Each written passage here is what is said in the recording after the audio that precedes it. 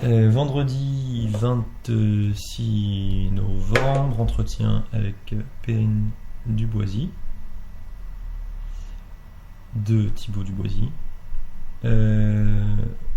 Groupe GEM, chargé de développement, Vézrieux. Bonjour Perrine. Bonjour. Est-ce que tu pourrais, dans un premier temps, présenter ton activité donc au sein du groupe GEM et le groupe GEM De manière parce globale. que voilà, exactement. Alors du coup, moi je suis responsable d'antenne de l'association intermédiaire RAID. Donc moi je suis responsable de l'antenne de Vèze. Donc pour partir globalement sur le groupe GEM, c'est donc un groupement de différentes associations. On a donc, on va dire, 3 entités bien définies. On a une première entité qui est dédiée au service à la personne, donc tout ce qui va être auxiliaire de vie. Une deuxième entité qui va être tournée formation, formation qualifiante principalement. Et la dernière entité, donc en IAE, donc insertion par l'activité économique. Au sein de cette troisième entité, on va trouver différents types de structures d'insertion au sein du groupe GEM. Donc on va trouver une entreprise d'insertion qui est située sur Rieux-la-Pape. On va trouver des ateliers chantiers d'insertion et une recyclerie qui sont sur le même site aussi à Rieux-la-Pape. Et on va trouver différentes antennes d'associations intermédiaires dont je fais partie. Donc on a une antenne qui est située à Rieux-la-Pape, une autre qui est à Gerland, une autre à Brotteaux et celle de Vèze dont je suis responsable. Ok. Et ton ancienneté, comment t'es arrivé ici? Alors moi je ne viens pas forcément du domaine. J'ai eu la chance d'être intégrée à un poste administratif.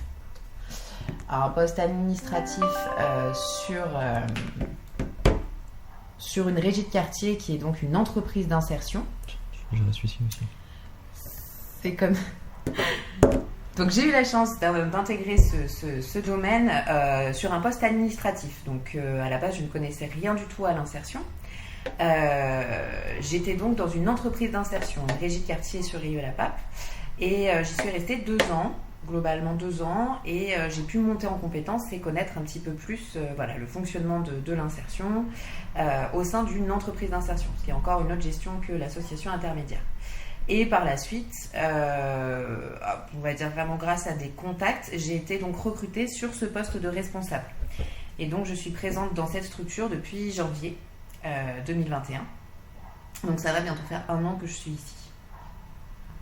Ok, est-ce que tu pourrais faire la distinction entreprise d'insertion, atelier chantier d'insertion, association intermédiaire? Alors, ce qui va différer, ce qui n'est pas forcément vrai dans la pratique, on va considérer que c'est certains paliers, c'est-à-dire que les personnes qui vont être plus ou moins éloignées de l'emploi vont bénéficier d'un accompagnement plutôt en EI, en AI ou en ACI. Donc ACI, atelier chantier d'insertion. La différence vraiment entre une entreprise d'insertion et atelier chantier d'insertion a creusé parce que je ne veux pas dire de bêtises, mais en fait les salariés en insertion déjà bénéficient d'un autre type de contrat. C'est ce qu'on appelle des CDDI. C'est des contrats à durée déterminée d'insertion. Ces contrats-là peuvent être renouvelés sur 2 ans. Et la base même d'un contrat en CDDI se doit d'être d'un minimum pour le premier contrat de 4 mois. Selon la politique de la structure, ces contrats-là peuvent être de 6 mois, comme d'1 mois, comme de 2 mois par la suite, sur une durée de 2 ans. Puisque pour reprendre quand même à la base, au niveau de tous les parcours en insertion, avec toutes les différentes formes d'associations d'insertion qui existent, les personnes bénéficient d'un accompagnement d'un maximum de 2 ans, qui peut être prolongé par dérogation, mais normalement, ce service-là est proposé pour les personnes pendant 2 ans. Donc, au sein de l'EI et de l'ACI, on a déjà une différence au niveau du contrat, donc CDDI. Et on a aussi la notion d'encadrant technique, ce qu'on ne retrouve pas sur l'AI. Ce qui veut dire que les salariés ne sont jamais seuls ou livrés à eux-mêmes. Ils ont toujours un responsable sur place, un encadrant technique, qui leur donne des instructions, qui les suit et qui les surveille. C'est pas le bon mot, mais voilà. Quand tu dis sur place, c'est là où ils sont placés. Ouais. Ok. Donc, pour exemple, tu remarqueras que sur les différents types enfin les différents types du coup associatifs, on va dire EI, AI ou ACI, souvent on a et on retrouve quand même des activités qui s'y prêtent plus. Par exemple, ACI, c'est vraiment chantier, espace vert extérieur qu'on a nous sur Rieux. Beaucoup d'ACI, c'est ça. On a donc la recyclerie où finalement on fonctionne aussi sous l'ACI et donc là c'est vraiment récupération de dons, on a des ateliers bois, tout ça, et donc là il y a toujours des encadrants sur place. Donc atelier, chantier, espace vert, ils se déplacent sur différentes missions, différents chantiers du coup, et donc il y a toujours un encadrant qui est là. Recyclerie, pareil, il y a toujours un encadrant qui est là. EI, c'est pareil. Donc là, nous, notre EI, c'est plus tourné sur les encombrants et sur récupération et revente de mobilier de bureau. Ok. Voilà. L'AI est techniquement considéré comme étant le dernier palier à l'inclusion, du coup, professionnelle. Ça veut dire quand ils arrivent, ils ont déjà fait non, ACI pas obligatoirement. Non, pas du tout, pas obligatoirement. C'est pour ça qu'en fait on parle de palier, mais finalement c'est vrai et pas vrai, puisqu'en fait on parle aussi de différents secteurs d'activité, donc tout le monde ne va pas être intéressé par la même chose non plus. Bon. Donc l'AI, ce qui diffère, c'est que nous on fait vraiment de la mise à disposition de personnel. Ce qui veut dire que c'est globalement un fonctionnement comme une agence d'intérim. Sauf qu'on est bien plus présent et sur un suivi permanent auprès de nos salariés et auprès de nos clients.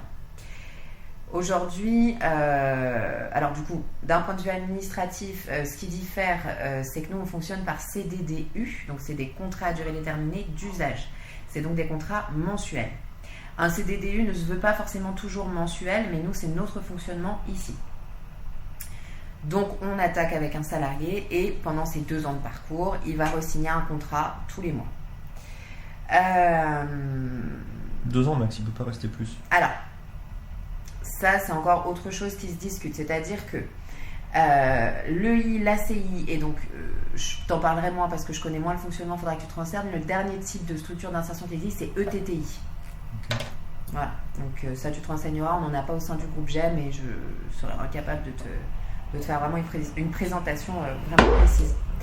Ce qui diffère aussi, et ce qui va plus différer à partir du 1er décembre, et ce qui est d'ailleurs très embêtant pour nous, c'est que en ACI, en EI, tu es obligé de faire ce qu'on appelle une demande de pass IAE, anciennement agrément, auprès d'un prescripteur habilité, principalement Pôle emploi, ça peut être Cap emploi, mission locale. Cet agrément, c'est donc une autorisation où le prescripteur dit effectivement ce demandeur d'emploi, ça correspond, on va dire son profil correspond du coup à bénéficier de ce service d'insertion. Nous en AI, jusqu'alors, on était libre de ça, ce qui nous permettait d'être aussi beaucoup plus réactifs que d'autres structures d'insertion. Et changement du coup au 1er octobre, donc par la DRET, au 1er décembre, pardon, on est obligé de demander ce pass IAE. Donc en fait, ce pass IAE est délivré pour 2 ans. Donc on peut justifier une prolongation en expliquant par exemple qu'il y a une promesse d'embauche ou alors qu'une formation arrive. Ou... La demande peut se faire, mais elle doit obligatoirement être validée par le prescripteur. Voilà. Et il me semble que pour une dérogation, c'est forcément Pôle emploi. Et donc ce pass IAE, ça leur permet quoi? D'ailleurs, ça veut dire quoi, pass IAE? Un pass pour insertion, IAE, quoi. Okay, insertion activité, par l'activité économique. Ouais. Okay. Anciennement agrément, du coup. Ça s'appelait l'agrément avant. Ok, donc ça c'est individualisé. Et donc ça, en fait, c'est individualisé. Et en fait, ça leur permet d'avoir 2 ans pour bénéficier de structures d'insertion. Donc en fait, la personne peut, par exemple, aujourd'hui commencer avec moi en AI. Et on peut faire ce qu'on appelle une sortie de transition sur, du coup, une autre structure d'insertion, qu'elle soit ACI, ETTI ou EI. Ok, d'accord. Ok. Donc on est délimité dans le temps, c'est-à-dire que jusqu'alors on pouvait nous AI rester 2 ans et demi, 3 ans avec la même personne. Bien évidemment, derrière, il faut le justifier, pourquoi cette personne est restée tant de temps. Mais là, ça va être beaucoup plus réglementé à partir du 1er décembre. Ok, d'accord. Et donc toi, si donc on va faire un focus sur l'antenne de Vez, donc. L'antenne de Vez, elle est organisée comment en termes de personnel, et deux, du coup, son fonctionnement, ton activité à toi, la tienne, tu disais responsable d'antenne, ça veut dire quoi? Alors, sur toutes les antennes donc, de l'AI, on est toujours un binôme, donc un assistant ou assistante et un ou une responsable. Il y a juste l'agence de Gerland qui diffère puisqu'on vient d'embaucher un soutien administratif là-bas, où du coup ils sont 3. Mais sinon, sur tout le reste, c'est 2 personnes.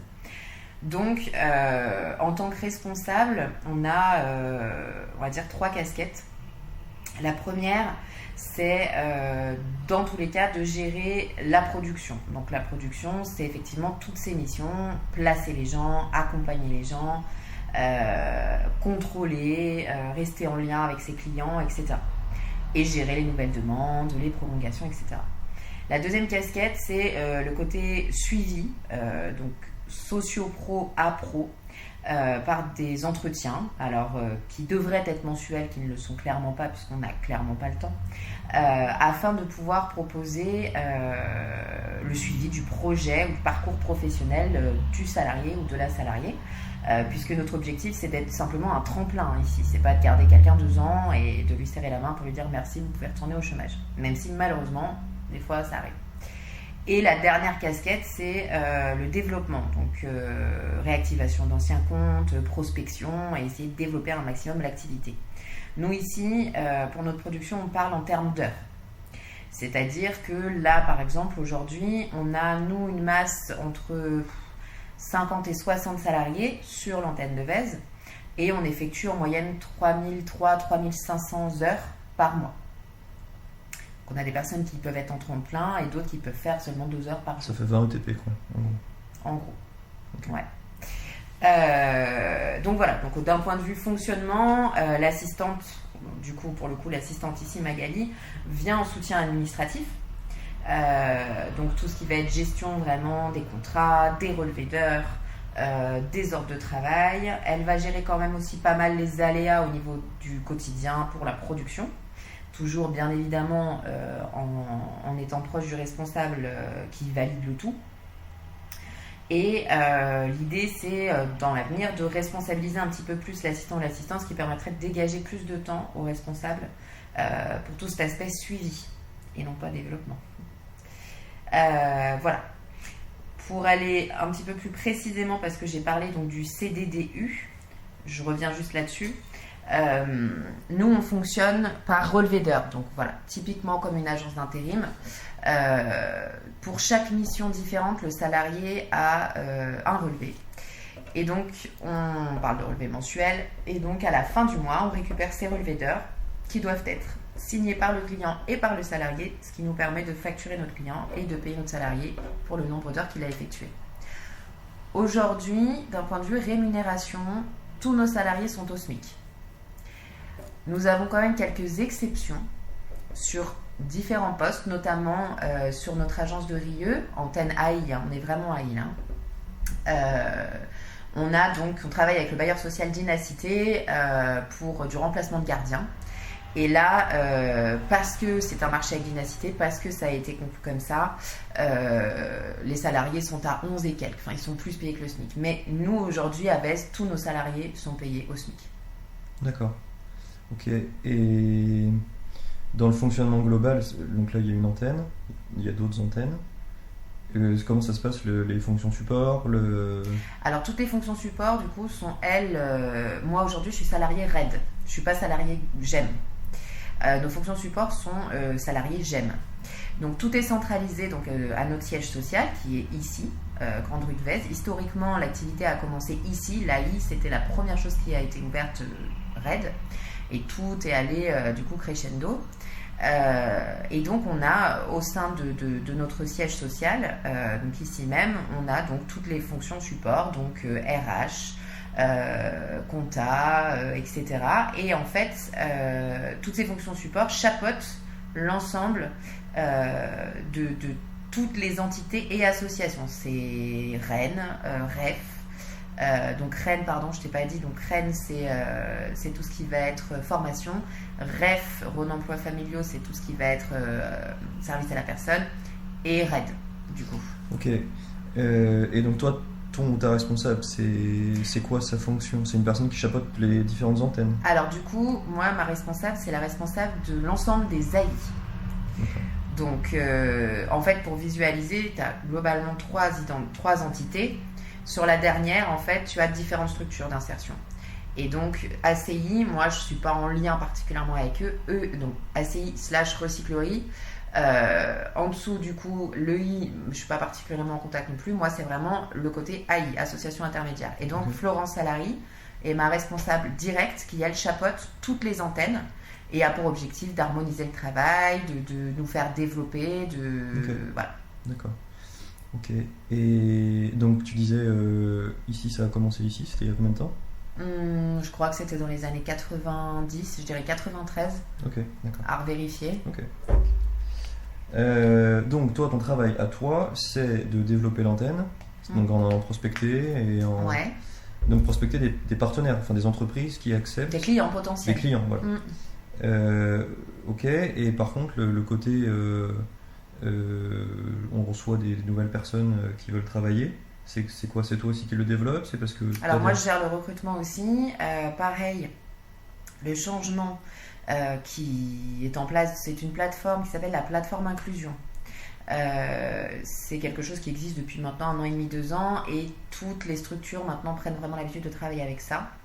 Et comme nous sommes maintenant dans l'obligation, enfin comme nous serons au 1er décembre dans l'obligation de passer par une demande de pass IAE, on est obligé de passer par la plateforme Inclusion. C'est quoi ça? C'est une plateforme? C'est qui l'a... Alors cette plateforme Inclusion, qui c'est qui l'a créée? Je ne sais rien. Faudrait regarder, mais elle permet de faire le lien avec tous les prescripteurs. En gros, moi sur la plateforme Inclusion, j'ai un compte, donc RAID AI VEZ, où je poste moi-même des offres d'emploi. Et les prescripteurs, ou le candidat lui-même, ou on peut passer en autoprescription, postulent en direct sur cette plateforme. Donc il y a un suivi à faire. Donc la référente de Monsieur Machin a posté le CV et la candidature de Monsieur Machin. J'appelle donc Monsieur Machin, je fixe rendez-vous avec lui pour un entretien, je l'embauche pas. Et aujourd'hui, on va être dans l'obligation de passer par cette plateforme, ce qui permet aussi de respecter finalement des critères d'éligibilité. Puisque évidemment, pour travailler en insertion, il faut répondre à certains critères pour pouvoir bénéficier de ce service. Et donc, en passant par des prescripteurs habilités, on est serein, on sait très bien que ces critères-là sont respectés. Alors qu'avant, l'AI étant plus libre, puisque ça c'est quelque chose qui est obligatoire, comme je te l'ai dit, pour toutes les autres structures, ETTI compris si je ne me trompe pas, mais à vérifier, l'AI c'était vraiment plus libre, c'est-à-dire que moi j'avais tendance à toujours beaucoup plus recruter des personnes qui viennent toquer à la porte et déposer leur CV, puisque pour moi ça prouve une certaine motivation. Et la plateforme Inclusion, c'est un outil qui est pour certaines choses très pratique. Et le gros problème, c'est que les salariés qui peuvent être dirigés par les prescripteurs ne sont pas forcément motivés. Ok, alors du coup, c'était... Encore autre chose.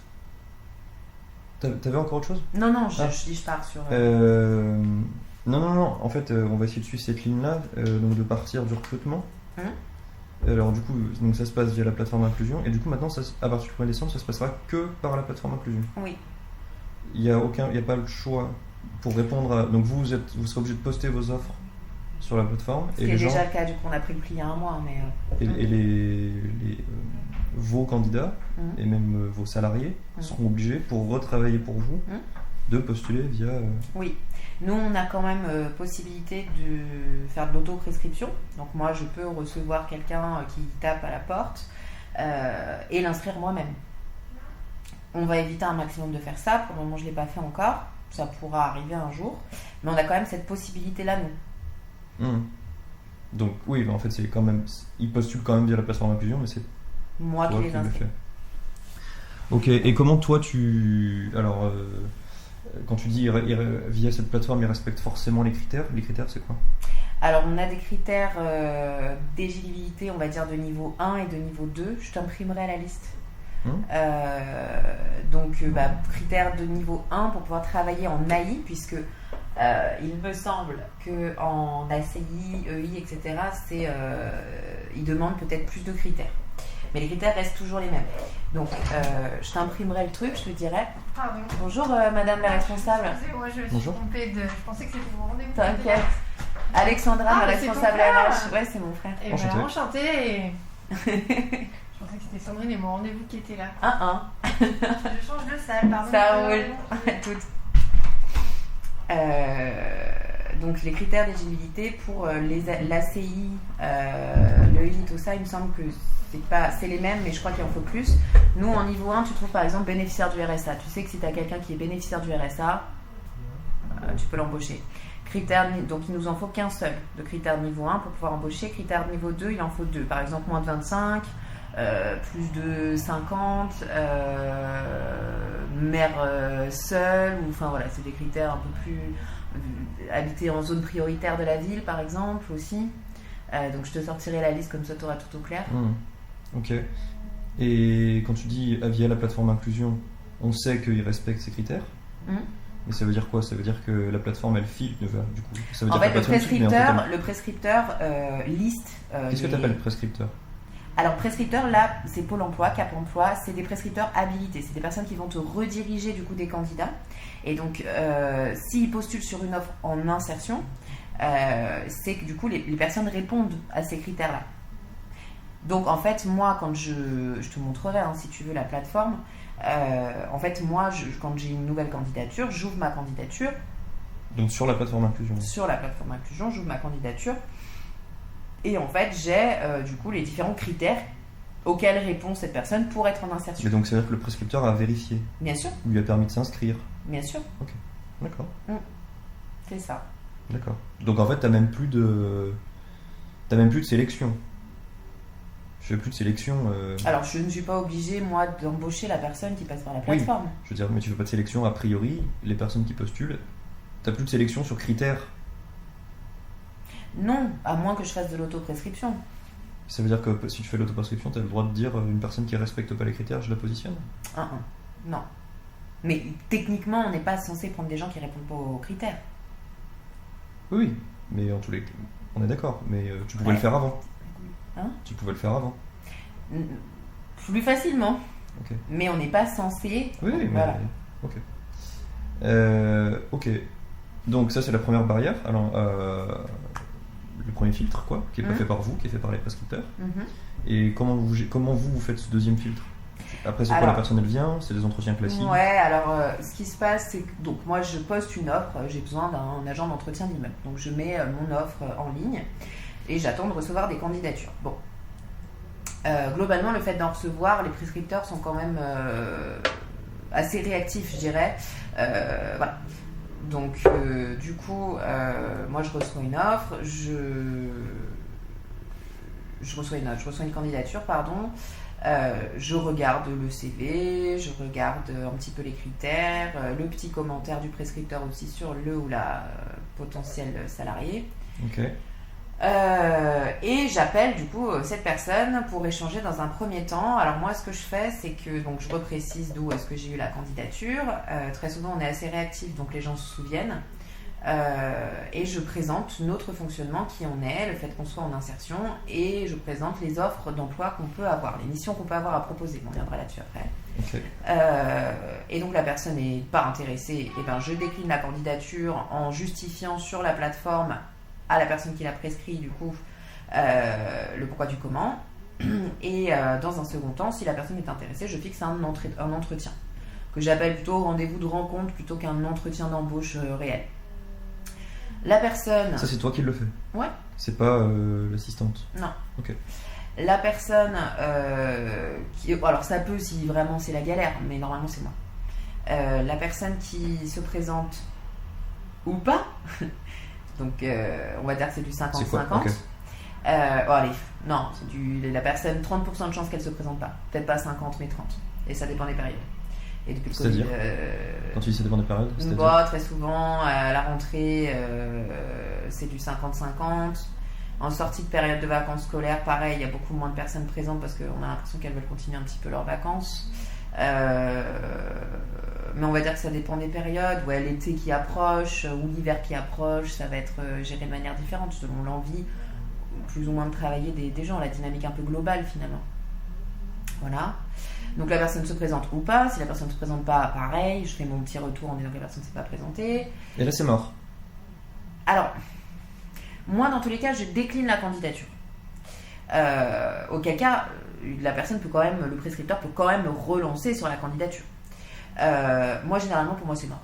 Si quelqu'un ne se présente pas à un premier entretien, que la personne n'a même pas appelé pour prévenir et que c'est moi qui appelle au bout de 15 minutes d'attente, réponse ou pas réponse, moi je considère que c'est quelqu'un avec qui je ne veux pas bosser parce que c'est quelqu'un en qui je ne peux pas avoir confiance. Alors, ça m'est déjà arrivé hors plateforme, du coup, donc moi de gestion, on va dire administrative de ce côté-là, voilà, d'avoir une excuse plusieurs fois d'ailleurs, d'avoir des excuses qui me paraissaient complètement entendables, quoi.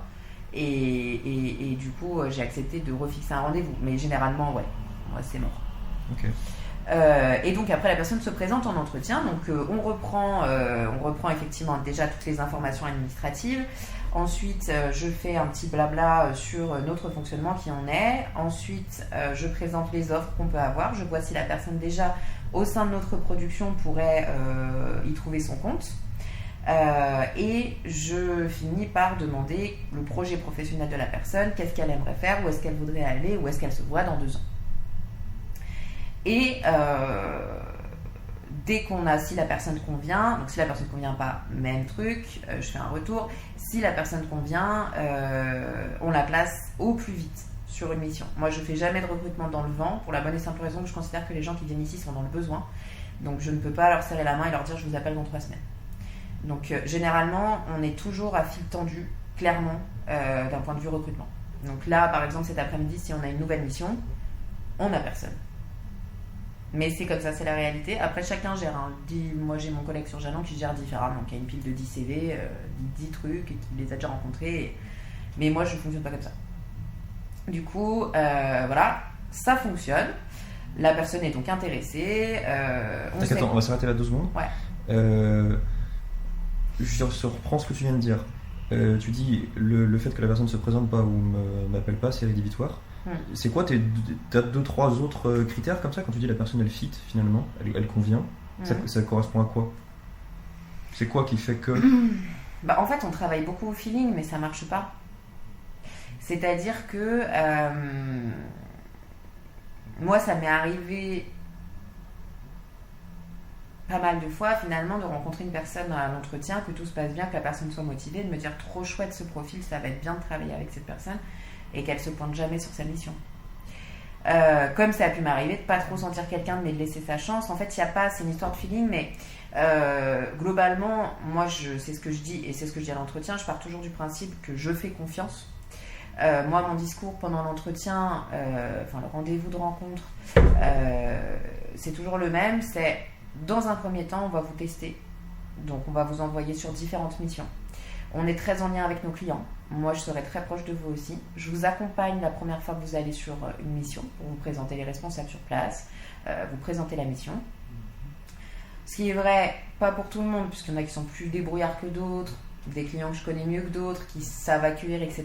Donc, au début, je faisais vraiment toutes les mises en poste. Aujourd'hui, on va dire que je fais 1/3 à peu près des mises en poste. Et donc, voilà, on vous teste dans un premier temps. À partir du moment où on voit que vous êtes sérieux, que vous arrivez à l'heure, que vous travaillez bien, que vous avez un bon comportement, dès qu'on peut se le permettre, on vous donnera un planning fixe, histoire que vous ayez un salaire à la fin du mois fixe et que vous puissiez organiser vos rendez-vous, etc. Okay. En sachant que même si une personne reste en fixe, notre objectif c'est pas de laisser la personne 6 mois sur le même poste. Okay. Voilà. Ça, ok. Si on reste sur la notion de critères, jamais vous parlez de... Est-ce que la situation sociale est un critère? C'est-à-dire, bien sûr, mais je te donnerai la liste des critères. Non. La liste, tu parles pas des critères de l'inclusion. D'éligibilité, ah d'accord. Okay. Je parle de toi dans l'entretien que tu fais. Ouais. Est-ce que toi, tu vas chercher d'autres critères? C'est évident. Les critères que je vais chercher, c'est quoi? Déjà la disponibilité. Du lundi au vendredi, du lundi au dimanche, du lundi au mardi. Ça, ok. Et est-ce qu'il est question, pour accélérer un peu, je vais chercher la situation sociale la pire? Non. C'est pas un sujet de l'entretien? Moi, aujourd'hui... C'est un sujet de l'entretien ou pas? Non. Moi, aujourd'hui, je ne suis pas habilitée à demander... Je ne suis pas une conseillère en insertion. Moi, je suis dans le côté pro-socio-pro. Je ne suis pas dans l'accompagnement social. Moi, je ne vais pas demander à une personne dans quelle situation elle est financièrement, dans quelle situation familialement elle est. La seule question que je pose moi, c'est est-ce que vous êtes marié, divorcé, célibataire, est-ce que vous avez des enfants et est-ce que vous avez la garde? C'est les seules questions personnelles que je pose moi lors de mon entretien. Évidemment, il y a des personnes, on va dire qu'on a 2 candidatures qui se chevauchent, globalement pour la même mission. On ne sait pas trop qui on va embaucher. Oui, on peut y aller parfois au feeling parce qu'on pense que la personne répondra mieux, mais on va dans un premier temps répondre plus à cette question de précarité. On va effectivement prendre la personne qui en a le plus besoin. Comment tu le sais? Ça c'est encore une fois un feeling. Une nana qui va te dire moi je suis mariée, je vis avec mon mari, j'ai 2 gamins, il y en a un qui a 3 ans qui va tout juste à la crèche, l'autre qui a 6 ans, et l'autre nana qui va te dire moi du coup je suis divorcée ou en instance de divorce, là je viens de faire une demande de logement social, en attendant je suis chez ma mère parce que tu récupères quand même l'adresse, donc chez madame machin, enfin tu vois. Et voilà, et j'ai une gamine de 2 ans qui va pas encore en crèche, ma mère peut la garder, mais c'est un peu, tu vois. Donc tu vas forcément déduire une situation. Oui. Donc c'est à qui sera le plus misérabiliste, quoi. Ouais, c'est un peu ça. Je vous dérange parce qu'en fait, il y a la dame, c'est madame Amdi. Ouais. Que tu dois prendre à 14h30, en fait, elle peut pas, elle t'a envoyé un message. Elle vient juste d'arriver et elle peut maintenant jusqu'à 14h30.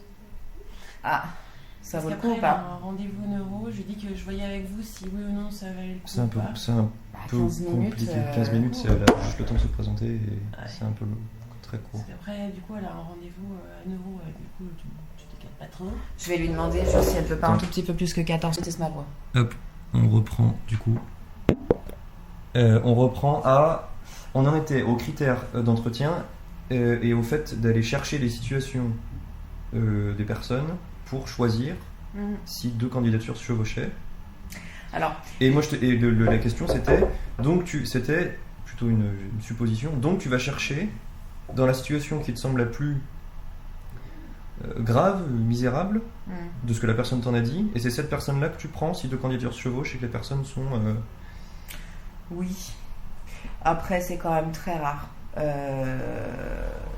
d'hésiter au moment du recrutement. C'est plus quand on va avoir une nouvelle mission et qu'on va du coup mettre quelqu'un au sein de notre effectif déjà à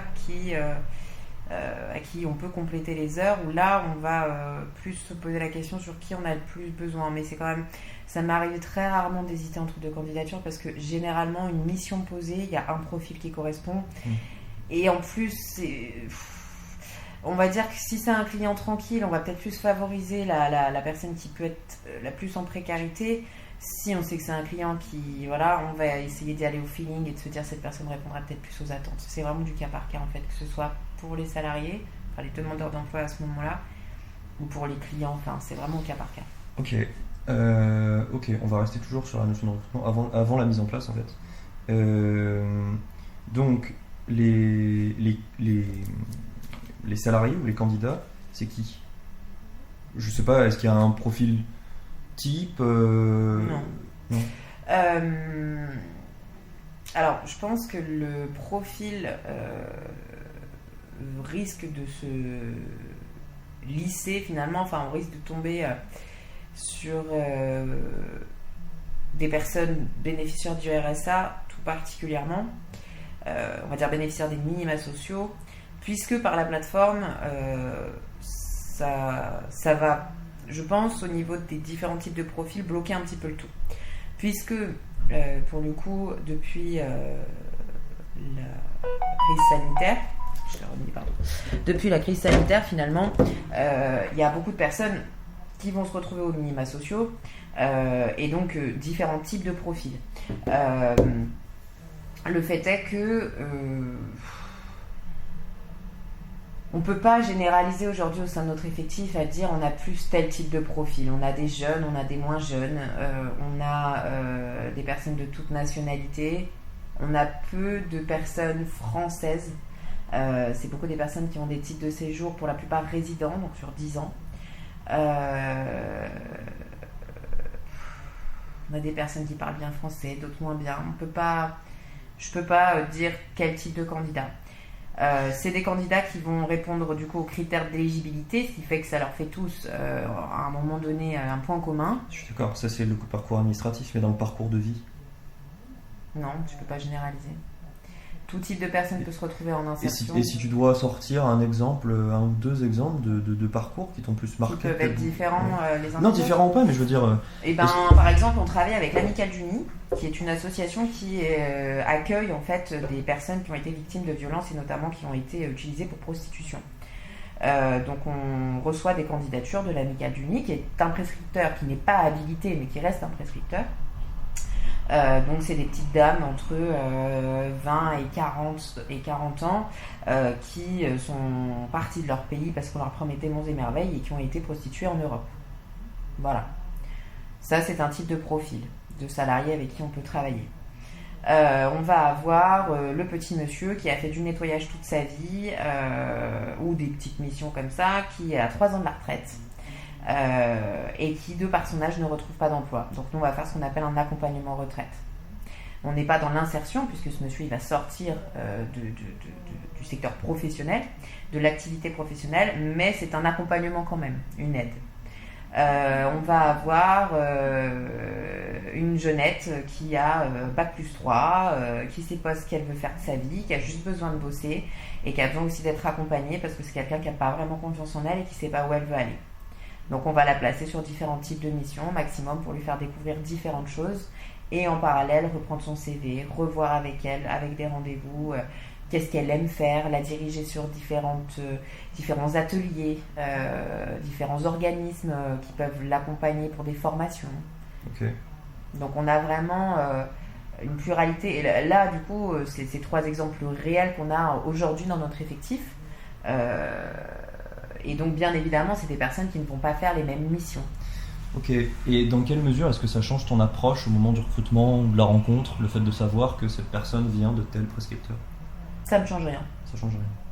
Okay. Ça me change rien puisque moi, je pars toujours du principe que si la personne se présente, c'est qu'elle veut bosser. Et moi, tout ce que je demande aux personnes en entretien, c'est d'une, d'être motivée pour bosser, d'être disponible. Et de 2, de bien comprendre cette notion d'accompagnement puisque malheureusement pour beaucoup on est une agence d'intérim, mais moi ce que je demande c'est de prendre en considération que on est là pour leur donner du temps, on est là pour les aider et on est un tremplin, on n'est pas un CDD de 2 ans. Ok. Dernière question sur le recrutement, il y en a 2 avant donc la mise en place. Comment est-ce que tu gères la personne que tu ne prends pas ou la personne qui répond pas à la mission de RAID, qui vient et qui n'est pas dans les critères Alors j'explique déjà, si la personne n'est pas du tout dans les critères, qu'il y a cette notion de critères que nous, légalement parlant, on ne peut pas travailler avec elle. Si c'est une personne qui... pour moi, ne va pas correspondre à notre fonctionnement, qui ne m'inspire pas confiance, je vais la rediriger peut-être chez d'autres partenaires, collaborateurs, on va dire. Qui sont qui sont d'autres structures d'insertion. Mais si elle répond pas aux critères. Alors là, je te parle pas de critères d'éligibilité. Imaginons que moi, je te parle vraiment du fait que moi, la personne, je la sens pas. Donc, soit je peux la rediriger, soit je peux être franche avec cette personne en lui expliquant le pourquoi du comment. Voilà. Après, c'est très très rare qu'on reçoive quelqu'un en entretien pour finalement ne pas essayer au moins. C'est arrivé quelques fois. Moi, pour le coup, j'ai quand même essayé, alors que j'avais de très mauvais feelings sur certaines personnes. J'ai eu des belles surprises, mais généralement, je m'étais pas trompée quand même sur justement le fait que c'est des personnes, tu le sens quand elles sont beaucoup trop éloignées de l'emploi. Nous on parle de mise à disposition, donc c'est des personnes qui sont sur site, il n'y a pas d'encadrant. Des personnes qui vont par exemple ne pas avoir un bon niveau de français, assez bon pour travailler avec nous sur des missions, je les redirige vers l'organisme de formation de français, par exemple. Voilà. Ça c'est quoi? C'est parce que tu connais la personne? Pas la personne que tu recrutes, mais c'est parce que tu connais la personne de l'association pour l'apprentissage du français? Alors nous, en fait, on a dans nos entités, comme je te disais, une entité formation. D'accord. Donc du coup, moi j'ai, des contacts du coup de formateurs. Voilà. Après, c'est toujours pareil. Il y a aussi, alors ça, je me perdrais dans ce millefeuille-là, mais en fait, si tu veux, moi je peux rediriger, mais tu as toujours cette notion, ces personnes-là souvent sont suivies. Assistantes sociales, conseillères en insertion parce qu'ils sont bénéficiaires du RSA. Donc généralement, toi tu peux donner des contacts, mais ils passeront toujours par une tierce personne qui les dirigera quelque part. Moi, ça peut m'arriver aussi de récupérer le contact de la référente, de passer un coup de fil pour expliquer la situation et dire voilà pourquoi j'ai pas embauché cette personne, à mon avis ce dont elle a besoin, voilà. Mais généralement, on va dire que quand je dis non parce que je sens pas la personne, je suis franche. Bon, je suis pas blessante, mais je suis franche. Ok. Si on reste sur cette logique de... Donc les prescripteurs, j'ai bien saisi que Pôle emploi, mission locale... Cap emploi. Voilà. D'autres, tu parlais d'associations, Ali, c'est ça? Amicale d'une. Amicale, ok. Voilà. Où il y a des situations particulières, du coup les gens viennent. C'est ok. Ensuite, il y a les partenaires, donc c'est des personnes, c'est des structures à qui tu vas retransmettre des candidatures qui vont pas correspondre, voilà. Et ça... il y a beaucoup de structures qui sont à l'intérieur du groupe GEM. Et sur des structures à l'extérieur, tu les connais comment, ces partenaires? Bon, tu les connais parce que du coup, notamment au niveau des prescripteurs, en insertion, on a ce qu'on appelle des CTA, des comités techniques, où du coup, tu restes en contact avec toutes les structures partenaires. Alors c'est mal dit partenaire parce qu'en fait on est concurrents finalement, faut dire ce qu'il y a, mais en fait c'est un petit monde d'insertion, donc tu fais rapidement le tour des différentes structures qui existent, notamment en AI, puisqu'on répond aussi à beaucoup de marchés publics, même privés pour le coup, mais on répond parfois à plusieurs structures d'insertion. Donc moi notamment en arrivant, on a répondu à un marché dans le tertiaire avec LMH, qui est en métropole Habitat, on a répondu à 4 structures d'insertion. Donc déjà de ce fait-là, moi j'ai été confrontée, j'ai été en contact, on va dire, avec d'autres responsables, d'autres structures. Ok. Et alors c'était arrivé ça pourrait t'arriver d'envoyer vers une structure que tu n'apprécies pas particulièrement ou, Non. Je sais pas, comment est-ce que ça se passe le fait de... Est-ce qu'il y a des personnes qui vont de l'une à l'autre, voilà, des candidats que en fait vous refilez? Non. Alors, des candidats, non. Des personnes qui sont déjà en accompagnement, oui. Et comment ça se passe? Qu'est-ce qui fait que...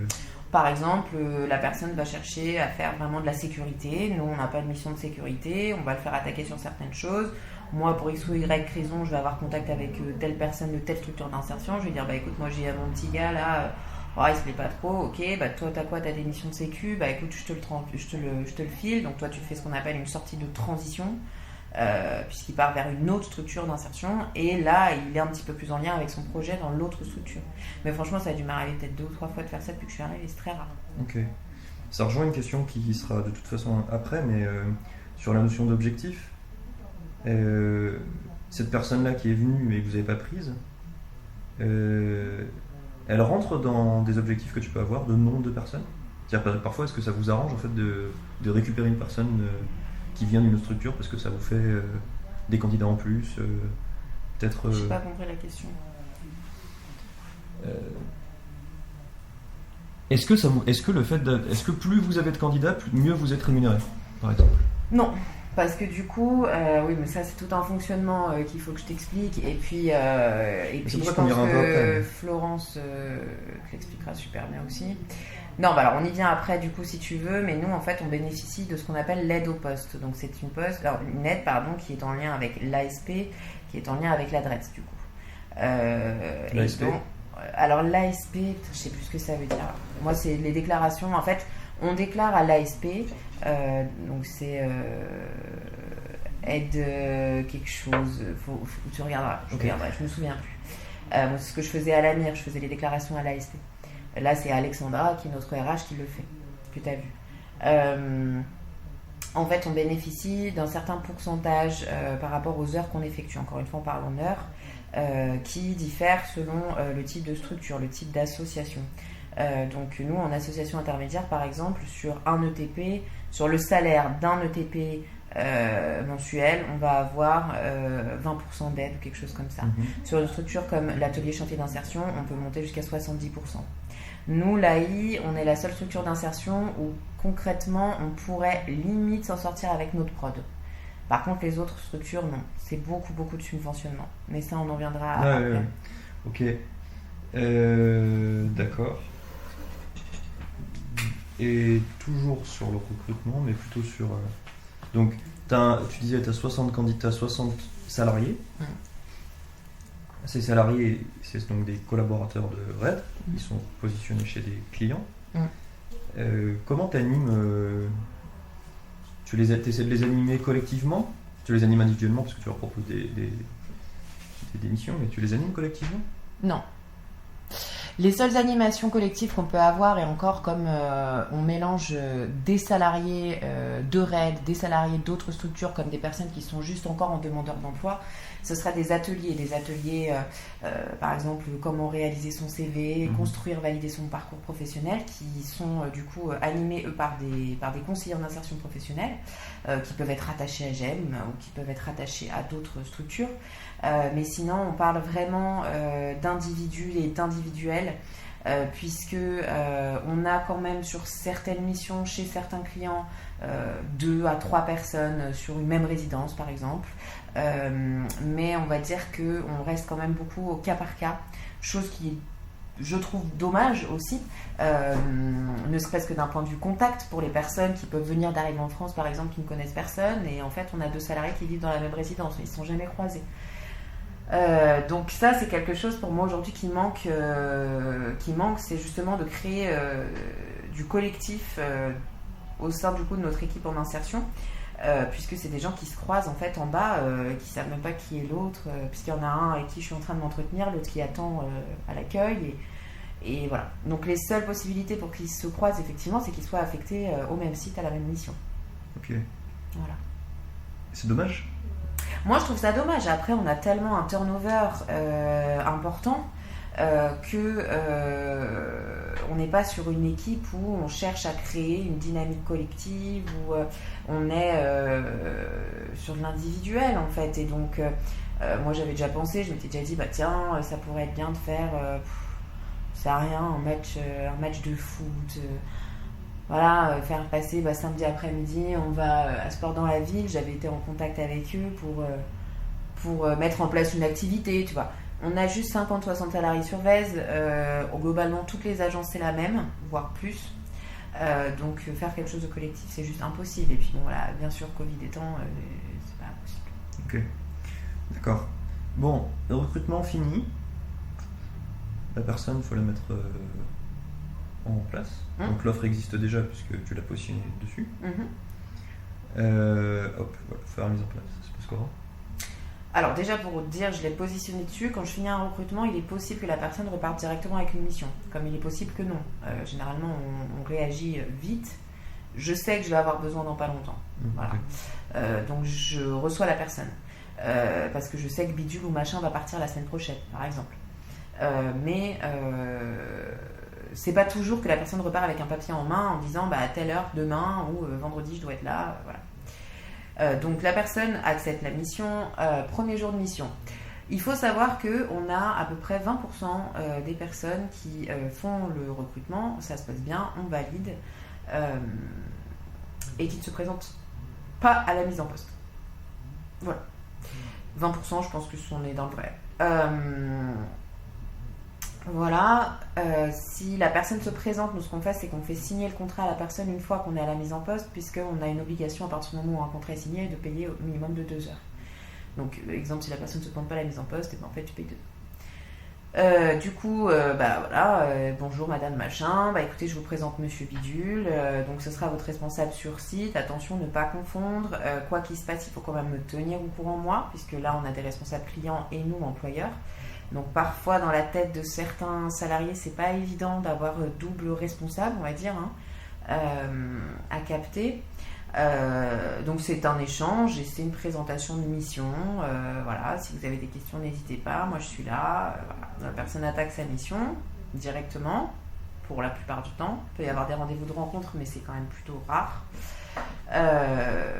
Et après, moi le soir même, le lendemain matin, j'appelle mon client, j'appelle mon salarié pour savoir comment ça s'est passé. Si tout va bien, si on continue comme ça. Si jamais le client me dit ça et ça c'est pas ouf, et moi je reçois mon salarié, je fais le point avec lui, je lui dis ça et ça c'est pas ouf. Faites attention à ci ou à ça, est-ce que ça vous plaît, est-ce que vous voulez faire autre chose, Voilà. Et donc ça c'est au cas par cas. Ok. Et après la mission se passe. Et donc après la mission se passe. Donc après c'est des missions qui sont soit on va dire à type ponctuel pour remplacer une personne qui va partir 2 semaines en vacances, pour remplacer quelqu'un qui va être en arrêt maladie, ou alors ça va être des missions qu'on appelle pérennes, enfin des emplois pérennes, sur notamment des marchés pour la plupart du temps, où du coup on a vraiment un besoin fixe annuel de tant d'heures par jour sur telle résidence.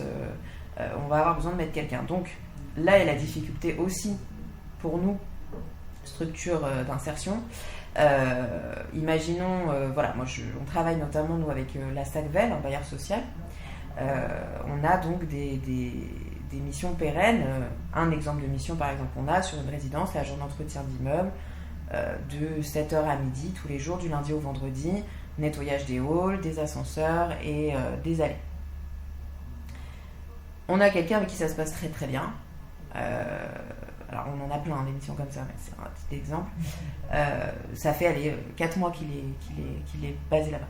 Ça se passe très très bien. Mais on va le bouger. Parce que notre objectif c'est pas de laisser la personne pendant 2 ans au même endroit. Que là la personne rentre dans un train-train, une routine finalement, comme si elle était en CDD, en CDI.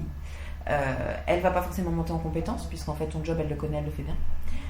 Et donc là, il faut amener au client le fait qu'on va mettre une nouvelle personne avec qui potentiellement ça se passera pas bien et qu'il faudra former. Donc ce qui est compliqué au niveau de ces missions-là, qui sont principalement dans des marchés, donc closés. Très souvent on répond à des clauses, on en parlera, et Flo t'en parlera beaucoup mieux que moi je pense. Ce qui est compliqué, c'est que ceux qui font les marchés ne sont pas sur le terrain. Donc par exemple les gardiens n'ont pas forcément cette sensibilité à l'insertion. Donc d'expliquer à ton client ou à ton gardien ou à ton responsable de proximité que tu vas changer bientôt monsieur Bidule parce que ça fait déjà 4 mois qu'il est là et que voilà, et de prendre le risque de mettre une personne avec qui ça ne se passe finalement pas bien, c'est quand même assez compliqué. Ok. Alors, donc là, c'est le moment où tu m'expliques les différents types de missions. Tu as déjà commencé à le faire, mais peut-être que tu peux aller un peu plus loin.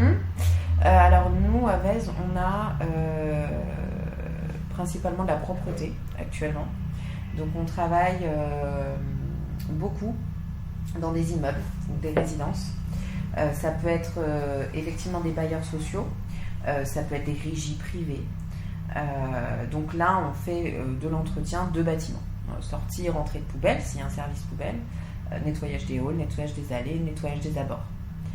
On a de la propreté aussi en école, chose qu'on développe quand même pas mal, en centre social, en crèche, donc de la propreté, purement pure et dure. Donc en école, on peut avoir aussi des dortoirs. Voilà. On a aussi de la propreté bureau. Pour le coup, c'est très souvent des petites associations du coin qui nous sollicitent sur du 2 heures hebdo. D'ailleurs, ça pourrait être intéressant pour toi que je te file peut-être le contact d'une asso qui bosse avec nous. Voilà. On a alors service à la personne, on en fait aussi, mais on fait que de l'entretien. Donc jusqu'alors, on avait des particuliers à gérer au sein de chaque antenne, et depuis le 1er novembre, ma collègue Ulker a repris la gestion des particuliers. Donc confondu sur les 4 antennes, elle gère les contrats particuliers. Donc on fait du nettoyage à domicile aussi. Donc voilà pour la propreté. On fait beaucoup en ce moment, et ça se redéveloppe beaucoup, puisque c'était complètement anéanti avec le Covid, de la restauration collective. Donc là-dedans, on a des postes d'EDR, aide-cuisine et plongeur. Donc on travaille notamment sur des marchés aussi, ou alors au contrat avec, pour la plupart, c'est des restos d'entreprise, des selfs, notamment par exemple au conservatoire de danse et de musique. Là, on a 2 personnes actuellement, on plonge et EDR. Donc Restocol, ça se développe pas mal depuis quelques mois, depuis la rentrée vraiment, comme les activités ont repris. On a aussi du périscolaire, donc c'est principalement avec des écoles privées qu'on travaille, notamment avec le grand groupe de la Favorite qui est basé sur le 5e. Après, on a plusieurs écoles privées qui sont situées sur Saint-Fond, Lyon 5, Cateau, où on envoie des dames voilées. Donc là-bas, c'est des missions en fait entre midi et 2, surveillance cours, surveillance cantine. Et en lien avec l'enfance également, on est en marché avec la métropole de Lyon sur ce qu'on appelle le transport d'élèves handicapés. Donc en fait, ce marché répond à un besoin de l'enfant qui a un handicap léger, qui est considéré trop handicapé pour se déplacer seul à son établissement scolaire, mais pas assez pour bénéficier d'un taxi. Donc, nous, on met en place des accompagnements entre très souvent une salariée, j'ai jamais vu un homme faire ça, et une famille, un enfant. Cet accompagnement-là. Donc la mission, c'est d'aller amener le matin le gamin à l'école et venir chercher à l'école le soir et le ramener chez lui. Donc on a ce genre d'accompagnement aussi. Très souvent, c'est des petites dames qui ont comme projet de travailler dans la petite enfance. Donc c'est des dames qui cumulent et le périscolaire entre midi et 2 et cet accompagnement matin et soir. On va voir un petit peu de tertiaire, mais alors c'est quelque chose qui avait été développé normalement grâce au marché LMH, où on avait 5 ETP en poste sur une mission de tri de dossiers locataires de Lyon Métropole Habitat. Comme on a répondu à plusieurs structures, on a fait en fait une sortie de transition pour refiler notre équipe à Univers l'Emploi, Solidarité Service, qui est une autre structure d'insertion qui prend la fin du marché. Mais on avait ce côté tertiaire que j'aimerais bien développer. On nous fait parfois des demandes d'agents d'accueil, typiquement à la Favorite, notamment à l'école. On a réussi quand même à développer un petit peu et alors prouver qu'on pouvait aussi répondre à d'autres demandes. On peut avoir aussi le Crous qui nous sollicite sur des agents d'accueil éventuellement. Crous avec qui on est en marché aussi. Voilà. Okay. Et on a parfois, et donc c'est très ponctuel, des missions en manutention. Voilà. On nous appelle en nous demandant 5 personnes tel jour. Voilà. Tu parlais tout à l'heure de contrat, de mission closée. Et puis un seul moment. Alors du coup, on a en fait aujourd'hui beaucoup de comment tu dis, des personnes qui font le marché. De demande, ceux qui font la demande en fait. Ceux qui font la demande, c'est quand tu sais justement, c'est pour oublier le terme et limite essayer de m'expliquer, parce que la question en fait c'est comment tu obtiens ces contrats, c'est qui tes clients? Alors aujourd'hui dans la plupart des marchés publics notamment se pose un moment donné où il y a une clause d'insertion, donc il faut faire travailler des assos, entreprises d'insertion pour répondre à ce marché, et on parle toujours en nombre d'heures. Comment on obtient ces marchés? On y répond. Alors, soit c'est un marché en insertion, c'est-à-dire qu'il n'y a que des structures d'insertion qui interviennent sur ce marché, soit c'est des marchés, du coup, alors, moi la nuance, je ne l'ai pas bien, soit c'est des marchés d'insertion, soit c'est des marchés closés. Donc pour moi, des marchés closés, c'est quand tu vas rentrer toi en fait en étant en sous-traitance finalement, parce que tel bâtiment va être réhabilité, moi il faut que je fasse travailler au moins 1000 heures en insertion sur ce marché. C'est l'État qui me le demande. Donc je vais faire appel à des structures d'insertion en leur expliquant, voilà, et voir si effectivement ils peuvent être sous-traitants pour mettre à disposition du coup 1000 heures en insertion. Que je justifie du coup à la MMIE, que je justifie avec des tableaux, un suivi, en disant j'ai bien effectué mes 1000 heures d'insertion. Donc en fait tu as des marchés d'insertion où tu n'as que de l'insertion, tu as des marchés closés. Moi c'est la vision que j'en ai aujourd'hui. Repose la question à Flo, elle sera beaucoup plus précise. Ok, c'est les deux possibilités. Jamais un client vient vous voir comme ça. Bien sûr, si, tu me parlais de marché. Ah non, oui, mais c'était au global. Donc ça, donc tu as deux possibilités. Soit c'est un marché d'insertion public ou privé. Oui. Et ça, vous allez laisser. C'est toi qui te charges d'aller le chercher ou c'est pas à ton niveau? Non, ça, on a une responsable commerciale, Audrey Valtou, qui fait ça. Ok. Donc hop, autre possibilité. T'as un contact client, direct. Autre possibilité, contact direct. Alors là, il n'y a rien de compliqué. Exemple, on a attaqué il y a 2 semaines avec une école primaire qui est maternelle et primaire qui est située à Dardilly. Parce qu'une des directrices avec qui on travaille, l'école où on travaille, a donné notre contact parce que tout se passe bien. Donc la directrice nous a appelé pour savoir si on ne pouvait pas mettre quelqu'un à disposition. Ok. Excuse-moi. Je peux ? Ah oui, vas-y. Ouais, je suis en entretien. Tu peux appeler Mag ? T'inquiète. Allez, ça roule. T'inquiète, bye. Donc, contact direct. Ça peut être le bouche à oreille. Ça peut être quelqu'un qui passe devant, qui s'arrête et qui se renseigne. Voilà. Donc en fait, nous, là, à ce moment-là, c'est très très simplifié pour le client. Puisqu'en fait le client, on lui met à disposition quelqu'un, il reçoit dans les 48 heures un contrat de mise à disposition pour le mois, c'est toujours des contrats mensuels. Il doit le signer, le cacheter, le renvoyer. Et il signe à la fin du mois un relevé d'heures. Mais c'est tout ce qu'on demande d'un point de vue administratif. Ok, d'accord. Les contrats dont tu parlais avant sur les marchés, ils sont plutôt publics ou ils sont plutôt privés? J'en sais rien. Je sais pas. Ouais.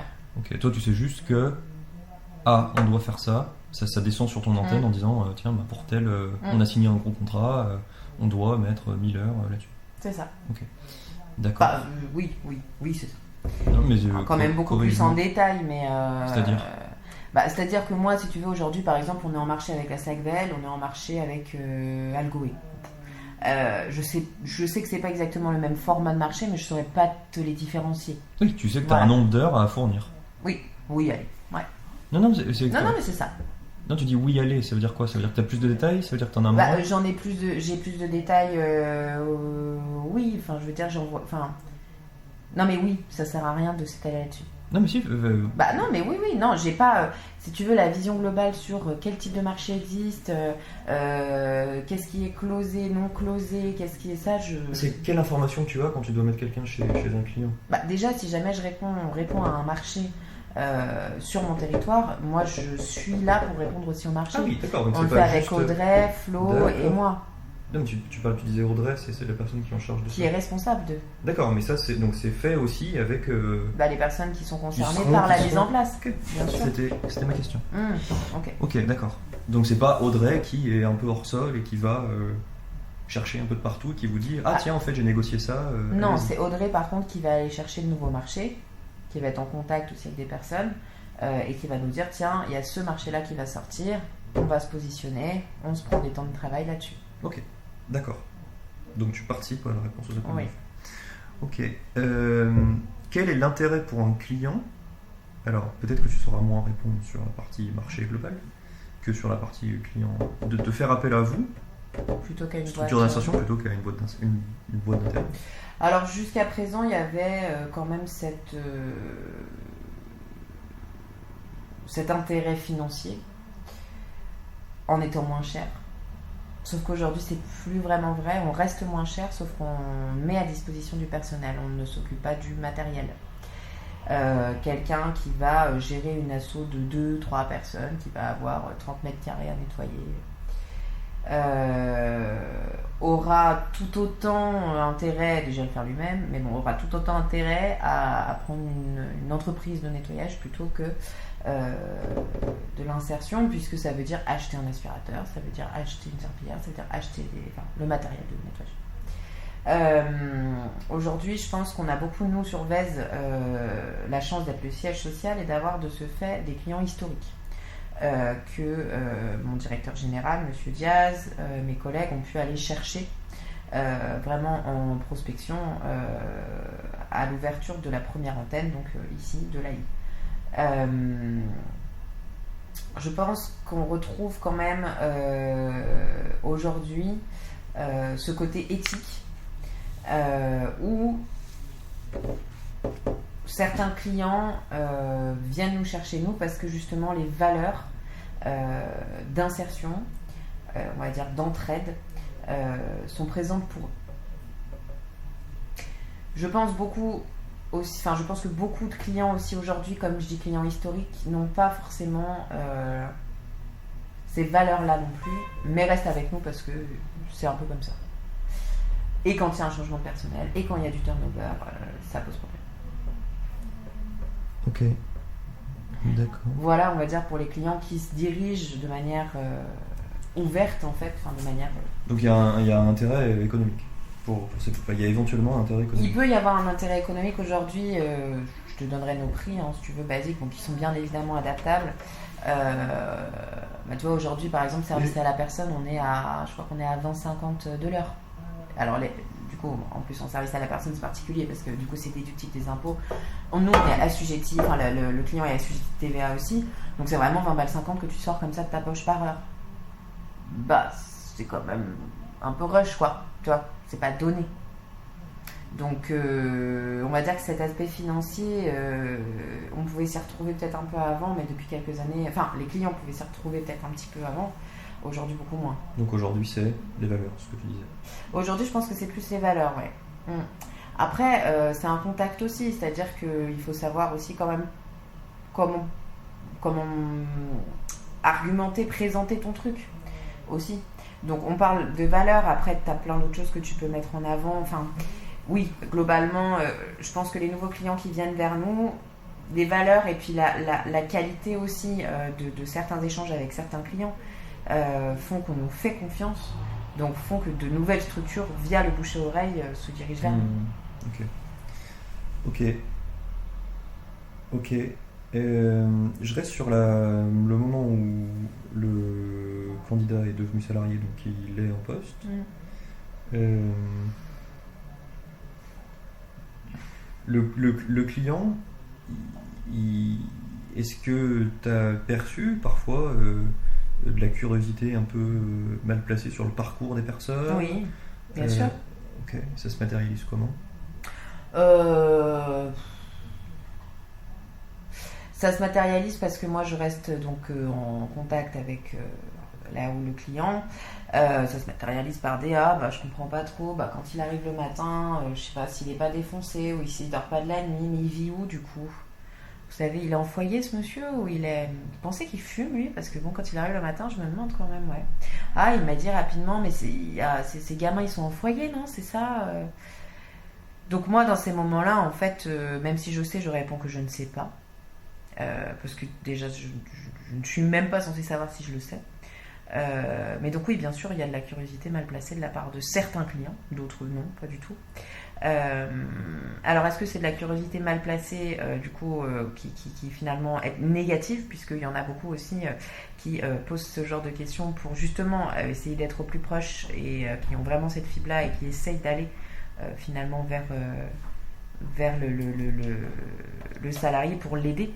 Mais c'est pas notre rôle. Après, si le salarié décide de s'ouvrir au client, c'est une relation dite à part entière qui ne concerne plus forcément nos structures respectives. C'est d'humain à humain.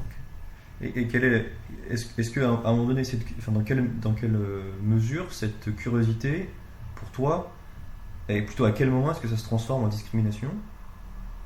Et est-ce que ça a été le cas? Ah oui, plein de fois, bien sûr. Et à quel point de vue? Oh là là, pour quelle raison en même temps.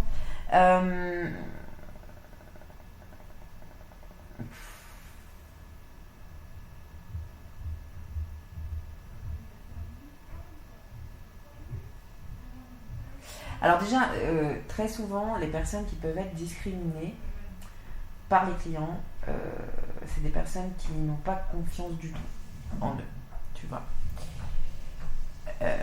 C'est le café, tout ça. J'ai cru que c'était quelqu'un qui grattait. Oui, c'est moi. Bizarre quand même. C'est parce que je suis là. Ouais, ça va être ça. C'est des personnes qui, à la base, vont pas forcément avoir confiance en eux. Ouais. À quel moment, ta question, c'est à quel moment on parle de curiosité et de discrimination? C'est quoi la barrière, quoi? Et... dénigrer quelqu'un. Mais vis-à-vis de toi, vis-à-vis d'elle? En fait, moi, je peux avoir vent de comportement de certains clients par mon salarié, ma salariée. Je peux avoir le client directement au téléphone.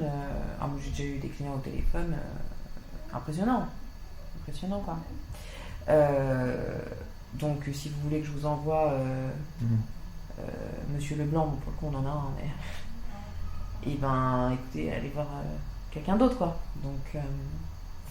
c'est très très difficile en fait de se positionner par rapport à ça parce que tu as aussi une certaine relation clientèle, c'est-à-dire que moi par exemple quand je vais dire monsieur nanana va venir, donc il va remplacer madame Bidule, oh là là, putain, mais c'est quoi ce nom, c'est imprononçable, mais sérieux c'est à coucher dehors. C'est de la discrimination ça? Je sais pas. Parce que moi je peux le dire. Parce que je peux en rire aussi avec le client, de dire ah, vous avez raison, moi du coup je l'appelle par son prénom parce que franchement c'est chaud. C'est du racisme, c'est de la discrimination, c'est juste de l'humour, c'est juste... tu vois, c'est hyper dur à la limite en fait. À la limite, c'est hyper dur à avoir. Alors après, par contre, quand t'as quelqu'un que t'as très clairement au téléphone et qui te dit la prochaine fois, ce serait bien de m'envoyer quelqu'un avec un cerveau. Là, par contre, tu sais quoi dire toi derrière, quoi. Et... Bon, donc c'était un peu ça la question. La question, c'était aussi... toi, c'est quoi ta décision quand tu perçois que quelque chose n'est plus juste de la curiosité mal placée, que c'est en fait une autre situation qui... Selon l'ampleur de ça, je commence par déjà sortir mon salarié pour le préserver, puisque dans tous les cas, quoi qu'il se passe, à n'importe quel moment, moi, mon objectif premier, c'est de protéger mes salariés. Okay. C'est pas de faire des grands sourires aux clients. Donc évidemment, dans l'intérêt de tous, préserver son salarié et garder son client, voilà. Maintenant, moi, ma manière de fonctionner, c'est que je préfère perdre un client et préserver mon salarié pour son avenir professionnel. Okay. Des clients avec qui on a arrêté de travailler, il y en a eu. J'ai eu un de mes salariés qui a été frappé par un responsable de site. J'ai plus jamais mis personne là-bas.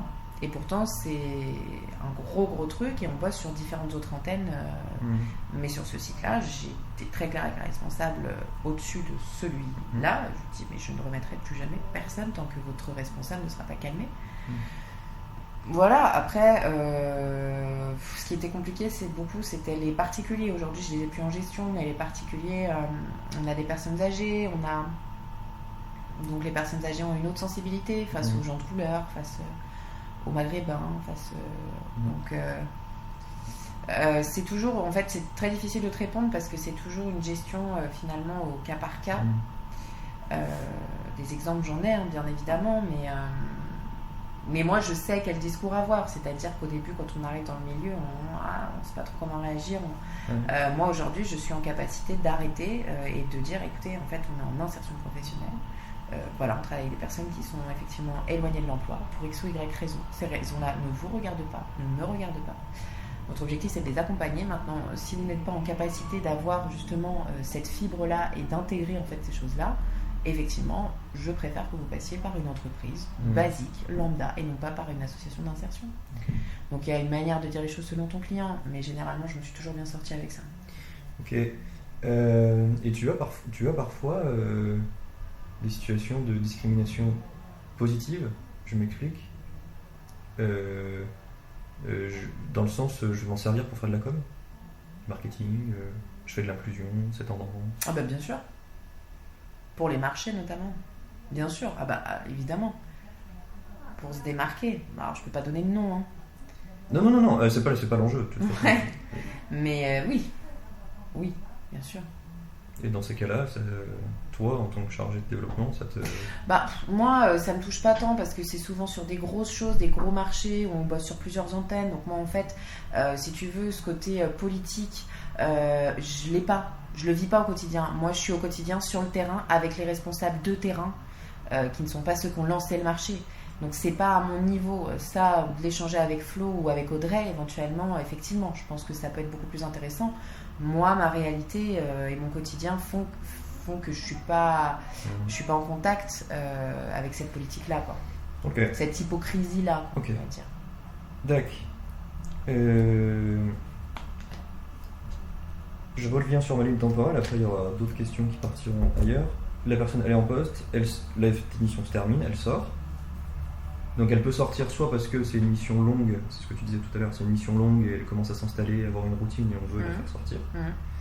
Soit la mission véritablement se termine et la personne sort. Et là, il se passe quoi ?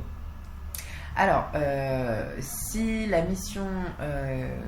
dans tous les cas, à partir du moment où un salarié se retrouve sans rien, parce que nous, on a décidé... Alors, okay. Si nous, on a décidé de le faire bouger, on va bien évidemment faire du Tetris. Le Tetris, c'est notre quotidien, on fait ça tout le temps. Pour, par exemple, le plus simple, quand c'est possible, c'est quand même de laisser ton salarié que tu vas décider de faire bouger sur un autre endroit à la même base horaire. Voilà. Donc, si vraiment c'est ton vouloir de le faire bouger, que tout va bien. Donc, très souvent, on essaye d'inverser. C'est-à-dire qu'on va prendre un salarié qui est là, un salarié qui est là, hop, on va les inverser. Si jamais une mission s'arrête, généralement, on a quand même une certaine durée, que ce soit pour des congés, donc pour un remplacement, souvent il y a des durées. Donc, on sait globalement quand la mission va s'arrêter. Parfois pas. Nous, on essaie de rebondir hyper vite. Par exemple, là, tu vois, j'ai un monsieur, ça fait 4 jours qu'il n'a pas de mission. Parce qu'en fait, il n'y a rien qui peut lui correspondre, qui lui convient. J'espère que la semaine prochaine, on aura quelque chose à lui proposer. Donc, globalement, comment ça se passe ? En fait, très rapidement, on retrouve du travail pour la personne au plus vite possible pour ne pas la laisser dans la galère et qu'elle reste dans une dynamique. Parce qu'il n'y a rien de pire que d'appeler quelqu'un pour 3 jours, pas le rappeler pendant 2 semaines. Parce qu'on n'est pas une boîte d'intérim, justement. Ok, donc toi, tu as un salarié, tu ne le lâches pas ? Non. Tu veux faire en sorte, tu préfères ne pas prendre plus ? Oui. Pour pouvoir garder et ne pas avoir à dire c'était bien. Ouais. D'accord. Ok. Maintenant, le fonctionnement. En fait, mes questions, ça va être comment vous gagnez de l'argent. Comment vous gagnez de l'argent ? Alors, comment on gagne de l'argent ? Au sein de l'AI, on facture donc nos clients sur des factures mensuelles. Alors, on a, comme je te disais, des marchés. Voilà, le marché, tu connais l'idée et le fonctionnement. Et nous, on facture donc nos clients à l'heure. Et donc, ça, c'est quelque chose qui va être du coup ramené à Red AI et qui va être mélangé avec le groupe GEM. Mais alors, exactement, t'expliquer au niveau de toutes les aides. C'est toi qui le gères, la facturation ? Non, la facturation, non. Toutes les fonctions support, donc tout ce qui va être... Alors, ce côté RH, je le gère au sein de on va dire à la hauteur de mon antenne. On a donc une responsable RH, une assistante RH. On a du coup une assistante logistique administrative, on va dire l'assistante adjointe, un directeur général. Compta, paye, tout ça, et voilà. Okay. Donc nous, pour la paye, par exemple, la seule chose qu'on a en charge, c'est de saisir dans notre logiciel les heures des relevés d'heures. Donc c'est vraiment de la... comment tu dis, mais de reporter en fait tes heures sur tes ordres de travail pour que la compta sache que Madame Machin a bossé tant de temps à tel endroit, et que du coup elle a fait un total sur ces 3 clients de tant d'heures, ce qui permet de facturer ces 3 clients et de payer. Voilà. D'accord. Quelles sont toi tes relations, tu parlais de back-office, fonction de support, quelles sont toi tes relations avec Florence, qui est donc ta responsable? Qu'est-ce que vous avez identifié comme point d'échange et à quel moment c'est elle qui décide, à quel moment c'est toi qui décide? À quel moment elle prend le relais en fait sur des décisions? On va dire que de manière générale, on est quand même aujourd'hui, nous, au sein de l'association intermédiaire RED, assez libre de nos mouvements.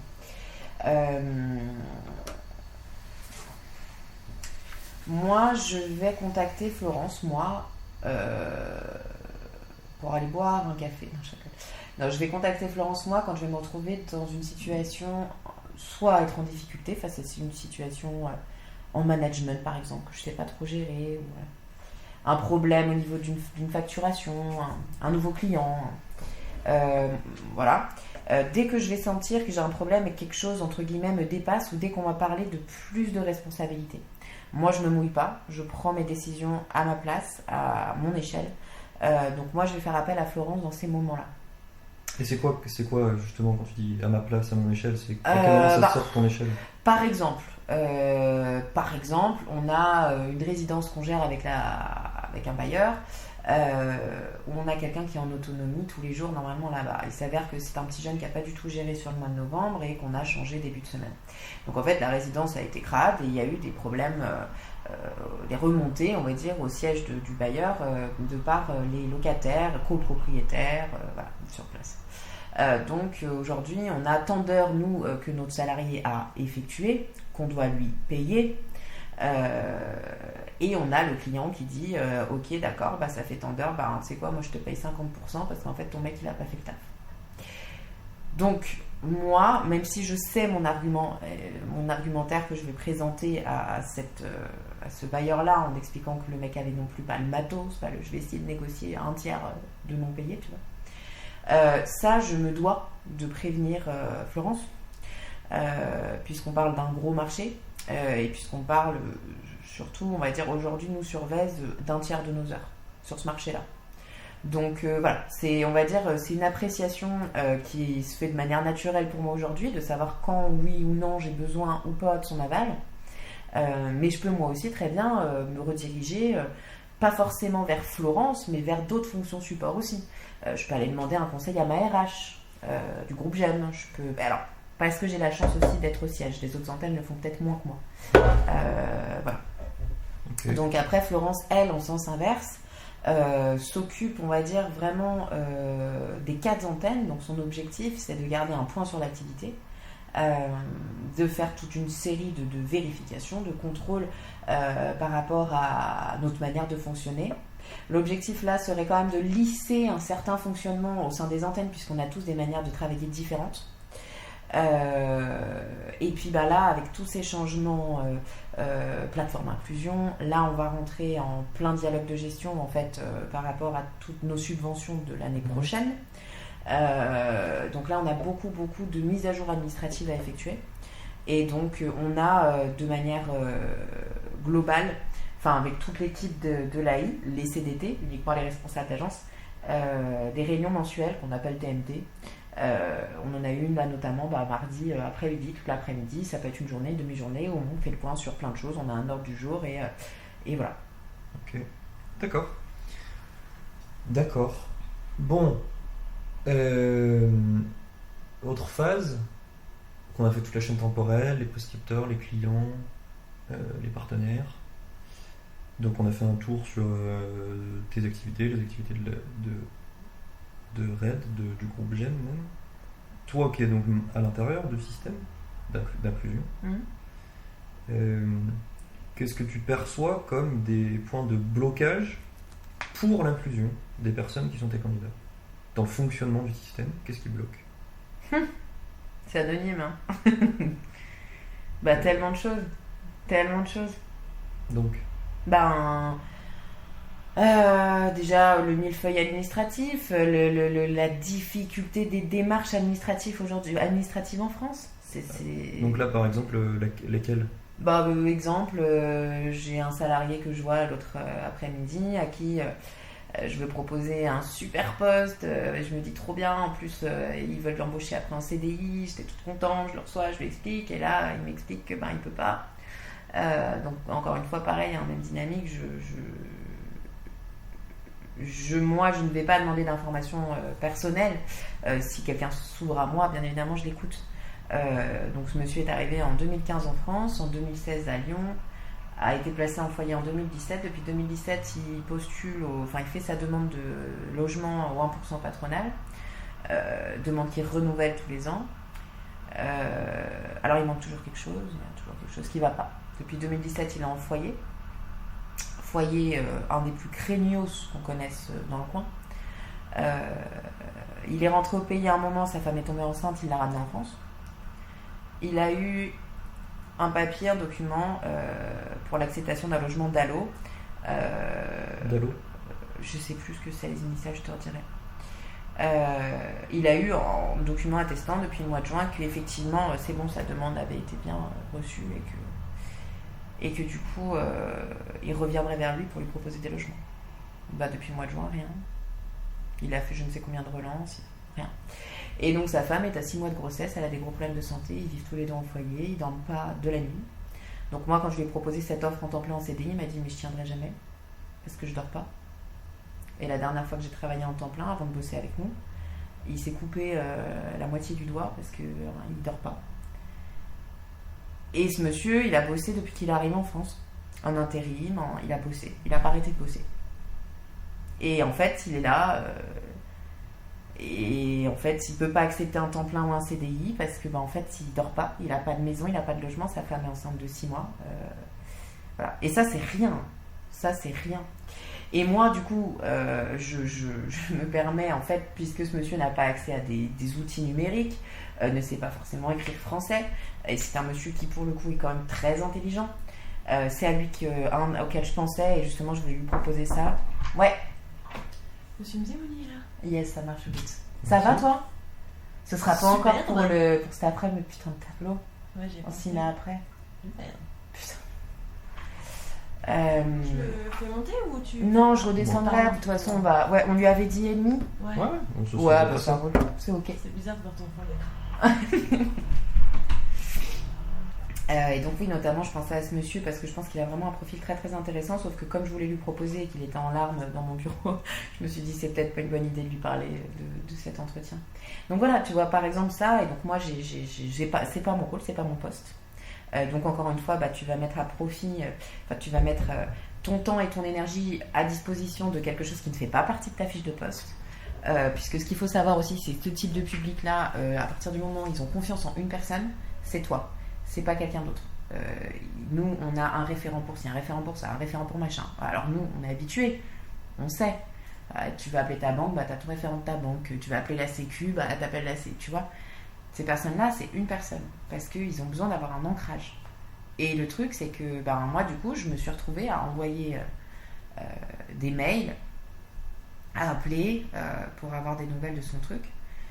Il m'a dit que ça faisait 6 mois qu'il essayait de prendre rendez-vous avec son assistante sociale, qu'il l'appelait, qu'elle répondait jamais. Ma collègue a dit, effectivement, c'est cette dame-là, moi je la connais, elle est très dure à joindre.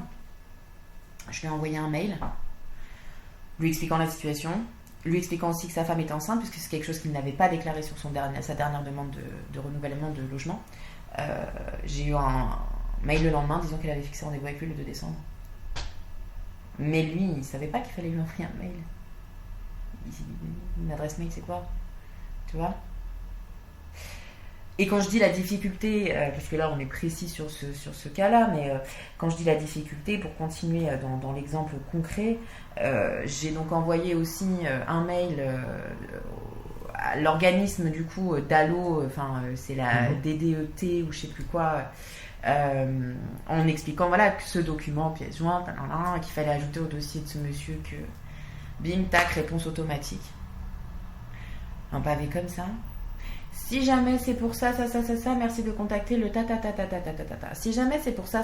Mais toi, mais t'es là, tu viens d'en chier parce que tu parles presque pas français, tu viens de faire un mail récap de ton truc, tu vois. Et puis en fait, tu reçois ça, il faut encore que tu te rediriges. Alors si c'est un logement, si c'est un foyer, si c'est parce que votre dossier est incomplet, si c'est parce que tu as des démarches en ligne, tu peux téléphoner, t'en as d'autres, faut envoyer un mail. Moi, la première, je galère. Je suis française, j'ai travaillé dans l'administratif, j'ai géré des déclarations, que ce soit personnel ou même encore personnel déjà, c'est pas mal, mais professionnellement. Et moi, la première, je regarde le truc et je me dis, what ? Ok, donc le dysfonctionnement en gros, c'est le millefeuille, c'est ça ? Et puis après, c'est quoi ? Donc le dysfonctionnement, alors à l'insertion des salariés ? Ouais, donc millefeuille. Ça c'est la première chose. La deuxième chose c'est le manque de motivation des salariés eux-mêmes.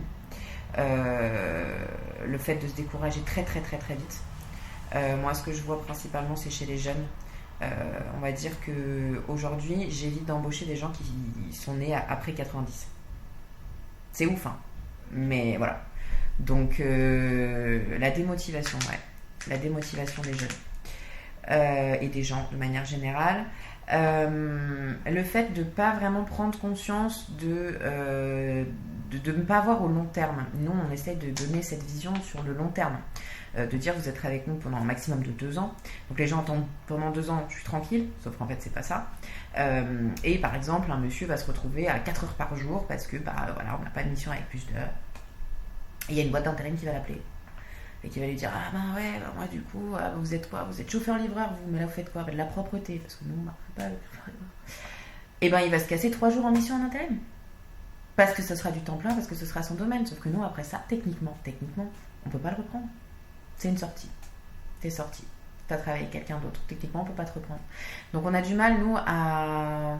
Techniquement ça veut dire quoi, ça veut dire légalement on peut pas te reprendre? Alors quelqu'un qui va partir faire une mission 3 jours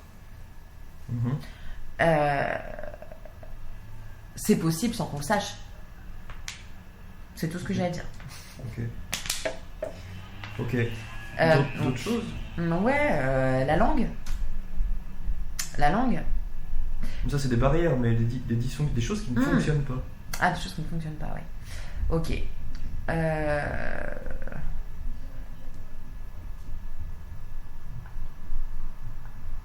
Ouais, ce millefeuille là, je pense que c'est ce qui prend le plus de place pour moi. Ok. Et on va dire, donc ouais, pour moi ça vient des deux, ça vient de ce millefeuille, donc qui est, on va dire, la cause extérieure finalement, et de la personne aussi finalement qui veut s'insérer, qui un jour veut, puis le lendemain finalement, voilà. Ce qui peut être justifié par un parcours très difficile, donc une instabilité. Sauf que nous, on n'est pas dans l'accompagnement social, on n'est pas psy, on est dans l'accompagnement socio-pro ou pro. Ok. Ouais. Ok. Dernière question, si tu avais un exemple de réussite à sortir, est-ce que tu en aurais un et lequel ce serait? Ouais. Un exemple de réussite. Je vais essayer de t'en trouver un bien. Ce sont les 2 dernières questions, donc on peut se prendre 5-6 minutes.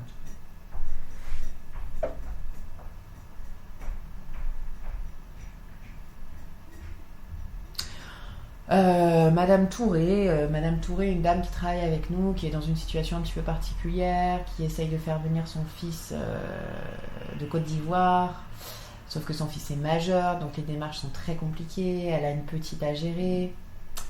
On l'a fait travailler chez un client en mi-temps, à la communauté des frères, à la Croix-Rousse, et des personnes que j'ai relancées, puisque c'était dans l'ancien portefeuille, voilà, qui finalement sont repassés par nous et qui m'ont gardé 2-3 mois et qui m'ont dit que voilà, ils étaient dans l'optique d'une embauche, donc d'un CDI à proposer en mi-temps. Donc ils ont testé cette dame 2-3 mois, ils ont dit que c'était ok. On a décidé quand même de la garder sur la période de l'été, puisqu'en fait elle, ce qu'elle avait peur, c'était qu'elle faisait cette mission plus d'autres missions en mise à dispo, notamment chez des particuliers avec nous, ce qui lui complétait ses heures. Donc on a attendu le 1er septembre pour la sortir du coup en CDI là-bas, elle s'est aussi arrangée avec une des particulières pour continuer à intervenir chez elle en chèque emploi-service. Et donc cette dame, elle est tombée vraiment au sein de cette communauté de frères. C'est une dame qui parle pas très bien français. Bénévolement, ils lui donnaient des cours de français. Ils étaient hyper sensibles à sa situation. Ils l'ont aidé dans ses démarches administratives. Ils l'ont embauché en CDI. Donc moi, j'ai perdu mon client, j'ai perdu mes heures. Mais je m'en fous. Parce qu'en fait, maintenant, elle a plus de chances de faire venir son fils. Parce qu'elle est vraiment installée sur le territoire français. Elle a plus de chances de trouver un logement fixe. Okay. Ça, c'est une vraie réussite. En échec, quand j'ai fait me faire planter par un salarié, peut-être. Par exemple. Un échec... Ouais, encore, je sais pas. En fait, je peux te raconter ça, mais c'est pas le plus significatif, en fait, finalement.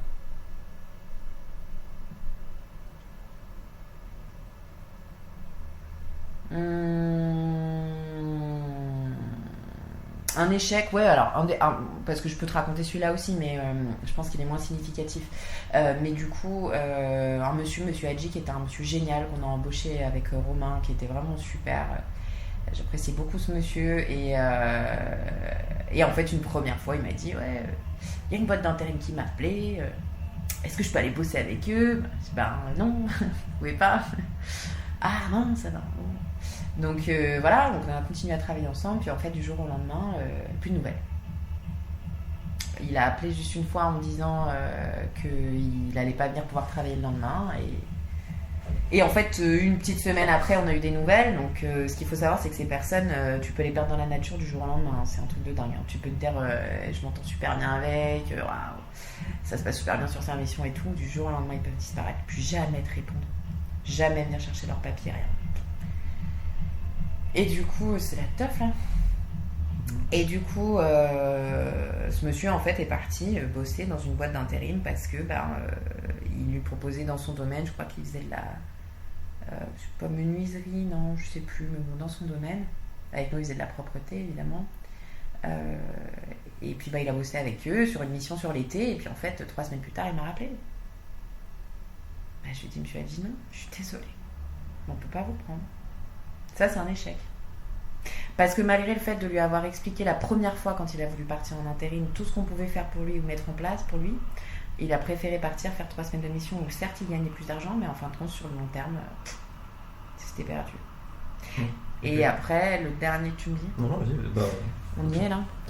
Et ouais, après, le dernier exemple de mission, d'échec que je voulais donner là, c'est que moi, par la plateforme, en fait, j'avais une de mes collègues qui avait mis le profil de quelqu'un, sauf que en fait, ce monsieur était fou, complètement fou. Donc, je l'ai mis sur une mission. En fait, ça s'est très, très, très, très mal passé. J'ai failli perdre mon client. Donc, il y a des fois où, en fait, on a l'impression de voir et de connaître, et en fait, pas du tout. Et on peut même se mettre en danger physiquement, enfin, son intégrité physique.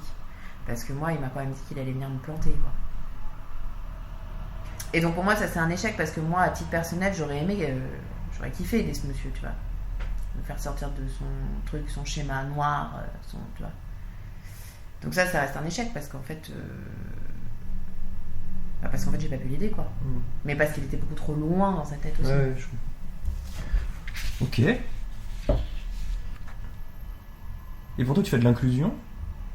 Je veux dire, toi, c'est un métier, ce que tu fais, ou c'est une activité professionnelle comme une autre ? J'en sais rien. C'était un métier, et aujourd'hui, ça devient plus une activité professionnelle, parce que c'est très, très, très fatigant et usant, et que, comme vous le savez, monsieur Duboisy, dans le domaine de l'associatif et du social, on roule pas sur l'or. Donc je considère que notre structure est très positive, qu'elle aide beaucoup de personnes, mais que malheureusement on est un petit peu esclave finalement de ce... Enfin de juste, moi personnellement tu me donnes le double de mon salaire, c'est clair que j'arrive plus tôt, je reste plus tard et je suis plus motivée, parce que l'air de rien en fait physiquement psychologiquement, moralement, ça pèse beaucoup. Et que je ne travaille pas pour la gloire et que je trouve que la plupart des structures associatives et sociales, on est vraiment sous-payé pour le boulot et l'énergie qu'on donne au travail. Donc clairement, c'était un métier et ça commence à devenir une activité professionnelle parce que je sais que je ne vais pas faire des 1000 et des 100 dans le domaine du social et associatif. Dernière question, mais qui est tellement rapide à répondre que... On parle de quoi ? On parle de 35 heures, c'est ça ? Pour 2002 brut. Ok. 12 mois, pas de prime, pas de... Alors, on a quand même une petite prime à la fin de l'année, je crois, quand... Alors, on a un chèque cadeau, mais on a une petite prime, je sais pas exactement quelle elle est. La première année, tu l'as pas, mais par rapport à certains résultats... C'est quoi ? Je suis incapable de dire, tu demanderas à Flo, parce que moi, je la connais pas, du coup, cette prime. Ok. Merci, mademoiselle Dibouzy. Merci, monsieur. Alors, on dit madame, par contre, moi, ça me fait ça.